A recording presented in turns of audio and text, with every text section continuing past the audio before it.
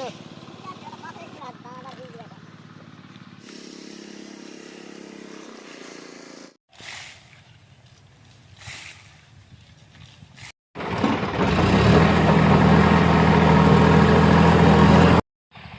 আলাইকুম, আশা করি সবাই ভালো আছেন। তো সকাল সকাল কিন্তু ধান মাড়াই করা হলো। তো এখন আপনাদের মনে প্রশ্ন জাগতে পারে যে আসলে 25% জমি থেকে কতগুলো ধান হলো। তো ধানের যে বিষয়টা সেটা হলো 12.5 মনের মতো ধান হয়েছে 25% জমি থেকে।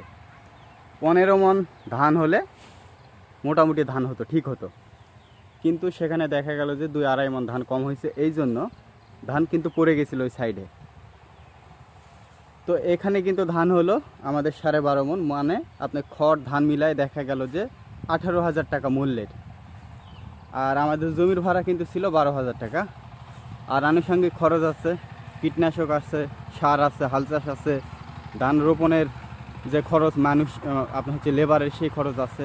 তো এই মিলায় মোটামুটি ধরতে পারেন আপনার হচ্ছে সমান সমান, মানে লাভও নাই লোকসানও নাই। কিন্তু বর্তমানে লাভ হচ্ছে এই যে ধানটা আমরা পেলাম, মানে জমির ভাড়াটা উঠে গেল। এখন যে সময়টা আছে এটা কিন্তু আমাদের আপনার হচ্ছে অন্য ফসল করব। তো আজকে মূলত হচ্ছে হাল আসবে একটু পরে, তো জমিতে সার ছিটানো হবে। এই যে সার আনছি, তো আপনাদেরকে একটু হিসেব দেই যে কি কি সার আমরা দিচ্ছি।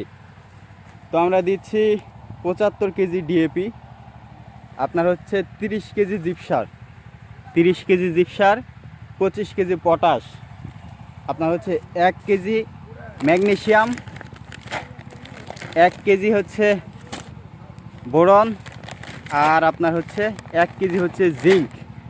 আর কীটনাশক দিতে হবে, আপনার হচ্ছে কীটনাশক দিতে হবে, এবং 30 কেজি আপনার হচ্ছে ইউরিয়া দিতে হবে। তো সেটা কিন্তু পরের চাষে দিব। আমরা মোটামুটি 6টা চাষ দিব। আজকে দিব 2 চাষ, আরও 2 দিন পরে আবার 2 চাষ, আবার লাস্টে দিব 2 চাষ, এই মিলায় 6 চাষ। শেষের চাষে দিব হচ্ছে আপনার ইউরিয়া আর হচ্ছে আপনার কীটনাশক।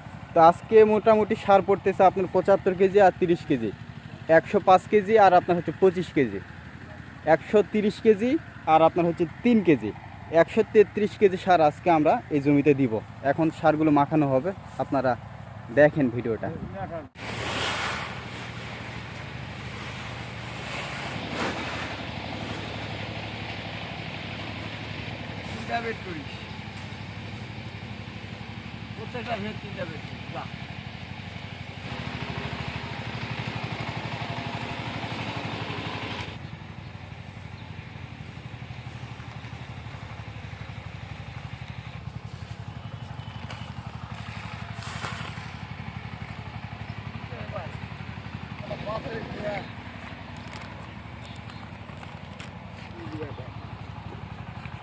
চাঁদা দিয়ে দিন, তরু দিয়ে দিন, আদার দিন ইউরিয়ার সাথে।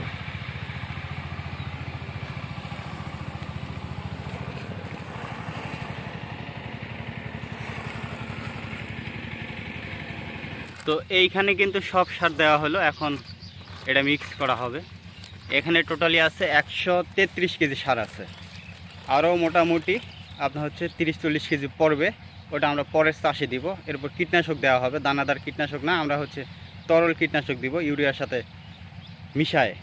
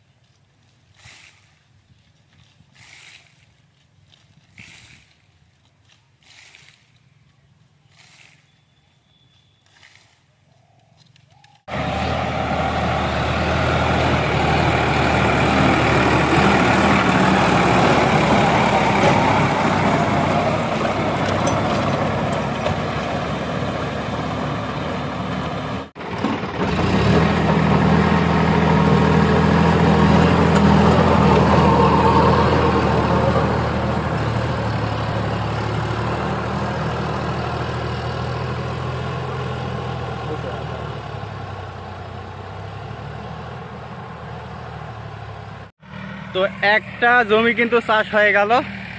তো একটা মজার বিষয় যেটা হলো, আমাদের অঞ্চলে যারা হাল চাষ করে তারা কিন্তু অধিকাংশ চোর হয়, মানে জমিতে কোনো প্রকার মাটি উঠায় না। কিন্তু এই যে ট্রাক্টরওয়ালা এত ভালো বলতে হবে, আপনার মাটি এত সুন্দর উঠাইছে যে 2 চাষ আপাতত করছি, মনে হচ্ছে মাটি তুলার মতো হয়ে গেছে। আসলে পলি মাটিও এত সুন্দর হয় না, এটাও তো পলি মাটি কিন্তু এটা ধানের জমি, তারপরও এত সুন্দর হয়েছে যে প্রশংসা না করে কিন্তু থাকাই যাচ্ছে না। এই যে আজান দিচ্ছি, সন্ধ্যা লেগে গেছে।